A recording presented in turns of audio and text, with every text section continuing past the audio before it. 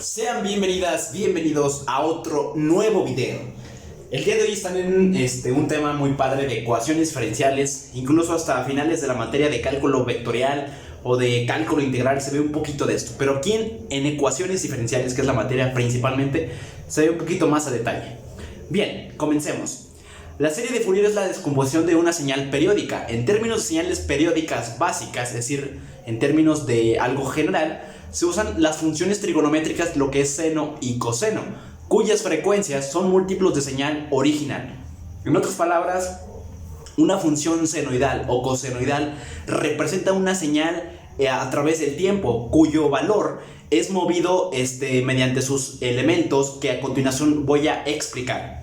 Además, la serie de Fourier de una función periódica f de x, donde la función f de x, insisto compañeros, puede ser cualquier función algebraica, trigonométrica, exponencial, logarítmica o incluso inversa, de periodo t. También es conocida como señal definida de un intervalo de longitud t, y está dada por la siguiente expresión matemática, donde dice que la función f de x de a sub 0 en razón de 2 más la sumatoria de n igual a 1 hasta infinito, entre paréntesis a la constante a por n, donde involucra la función trigonométrica coseno, y el argumento de esa función sería el valor enésimo por w sub 0, que ahorita voy a explicar que tiene que ver con respecto a la frecuencia, y x sería la variable más b sub n, seno de su argumento n, frecuencia de x.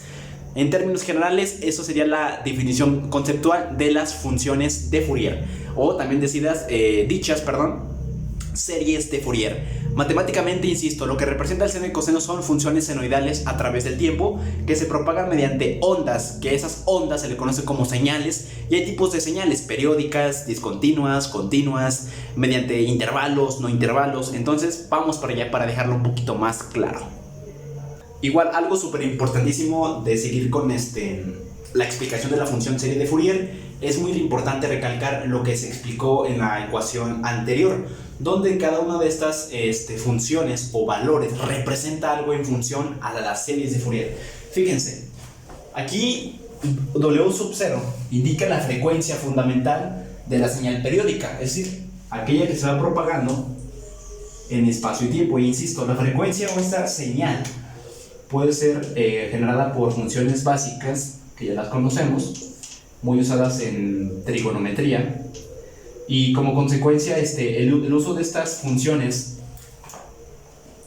son básicas para representar una onda senoidal o cosenoidal. No sé si es claro.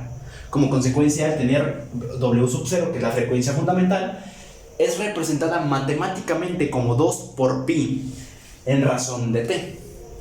Ahora, a sub 0 indica el recíproco de 1 en razón de t entre 2 por la integral del límite inferior t hasta un superior nulo por la función f de x y con su respectivo diferencial de x.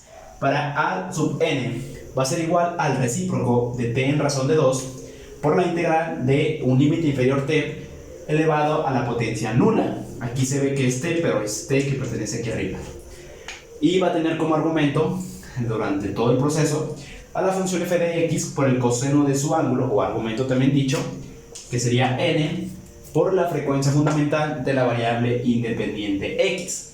Y para el caso de b sub n, pues va a ser igual a 1, o el recíproco de t en razón de 2 por la integral de un límite inferior t por la función f de x, seno, en lugar de acá que sea que un a, que es coseno, para b va a ser seno, de el valor enésimo, si recuerdan que aquí está, el valor enésimo de igual a 1 hasta infinito, por la frecuencia fundamental por la variable independiente. Ahora, a continuación vamos a explicar, para la serie Fourier que vamos a explicar sería una función periódica definida. Es decir, voy a darles intervalos a dos funciones algebraicas, trigonométricas, de cualquier estilo, y van a ser efectuadas mediante un intervalo superior y un intervalo inferior. De tal forma que matemáticamente vamos a aplicar el teorema fundamental del cálculo, donde matemáticamente es evaluar al límite superior a diferencia o a sustracción de su límite inferior. De esta forma se puede calcular el área bajo la curva, por así decirlo, de una integral definida. A diferencia de la indefinida, pues sabemos que al final se le agrega la constante de integración c, pero para la integral definida no es el caso. Su caso sería lo contrario, es decir, calculando el área bajo la curva y efectuando algunos parámetros dadas estos valores. Realmente la solución de series de Fourier involucra a métodos de integración, puede ser por partes, puede ser por cambio de variable trigonométrico, pudiera ser por cambio de variable lineal o incluso por esos otros submétodos que involucra al cálculo integral. Entonces, para que quede más claro las series de Fourier, ya que fue explicada la teoría, ahora vamos a pasar a la práctica. Vamos a poner uno de muestra, un ejemplo, y a resolverlo para que nosotros, como objetivo principal de series de Fourier, en este caso vamos a efectuar una función periódica definida en el intervalo de la longitud t. Y al decir que va a estar definida, voy a cubrir un rango por el cual yo voy a calcular esa área bajo la curva. Pero ojo, va a haber intervalos, claro que sí, y aparte voy a tener que calcular generalmente a esos valores, a la frecuencia, a sub 0, a sub n y a b sub n. Y sería como el resultado general del primer ejemplo de series de Fourier. Así que vamos para allá.